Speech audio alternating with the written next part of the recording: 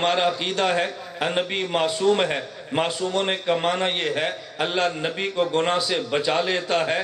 اس پہ دلیل یہ ہے اللہ نے انسان کو پیدا مٹی کے جسم سے، انسان کو پیدا آسمانی روح سے کیا۔ وَلَقَدْ خَلَقْنَا الْإِنسَانَ مِنْ صَلْصَالٍ مِنْ حَمَإٍ مَسْنُونٍ فَإِذَا سَوَّيْتُهُ وَنَفَخْتُ فِيهِ مِنْ رُوحِي۔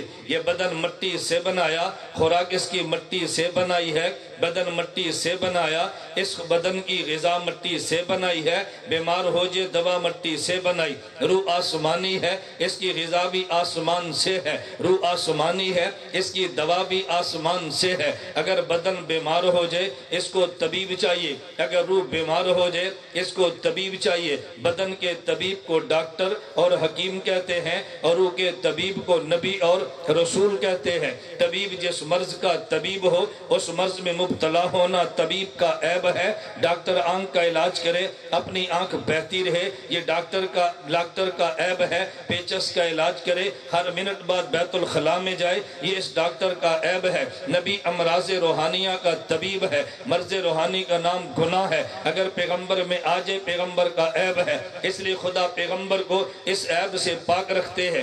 اس پہ شبہ آ گیا اگر نبی بے عیب ہے تو بتائیں قرآن میں ہے غفر اللہ لک ما تقدم من ذنبک، خدا نے اعلان کیا محمد ہم نے تیرے گناہ کو معاف کر دیا ہے۔ اگر نبی گناہ نہیں کرتا تو خدا نے من ذنبک کیوں فرمایا؟ میں نے کہا اس کا ازالہ یہ ہے، درسگاہ میں استاذ بیٹھا، مہمان آ گیا، بچے کو گھر بھیجا ہے کہ جاؤ ایک کپ میں دودھ لے کر آؤ، بچہ دودھ لے کر آیا، اس کو ٹھوکر لگی ہے، اس کا گلا شیشے کا ٹوٹ گیا ہے اور اس کا دودھ گر گیا ہے، بچہ رو کے معافی مانگنے لگا، استاد جی مجھے معاف کر دیجئے۔ فرمایا تیرا تو جرم نہیں ہے، کس بات پہ تجھے معاف کریں؟ کہانی جی پھر بھی مجھے معاف کر دیجئے۔ مہمان نے کہا یہ بچہ حس والا بڑا ذکی ہے، جرم بنتا تو نہیں معاف کر دے۔ استاد اس بچے سے کہتا ہے بیٹا تیرا جرم نہیں ہے، تو نے جان بوجھ کے گرایا نہیں ہے، لیکن جسے تو گناہ سمجھتا ہے میں نے اس کو معاف کر دیا۔ بچے کو تسلی آ جاتی ہے، نبی گناہ کرتا نہیں ہے لیکن نبی خدا کو کہہ دیتا ہے اللہ مجھ سے گناہ ہو گیا ہے۔ اللہ نبی کی زبان استعمال کے فرماتے ہیں میرا محمد گناہ بنتا نہیں، لیکن جسے تو نے گناہ کہہ دیا میں نے اسے بھی معاف کر دیا۔ یہ خدا نے نبوت کو تسلی دی ہے۔ ہمارا عقیدہ یہ ہے صحابی محفوظ ہوتا ہے، اس عقیدے پہ دلیل یہ ہے صحابی محفوظ ہوتا ہے یعنی گناہ ہو جاتا ہے خدا نامہ اعمال میں رہنے نہیں دیتا۔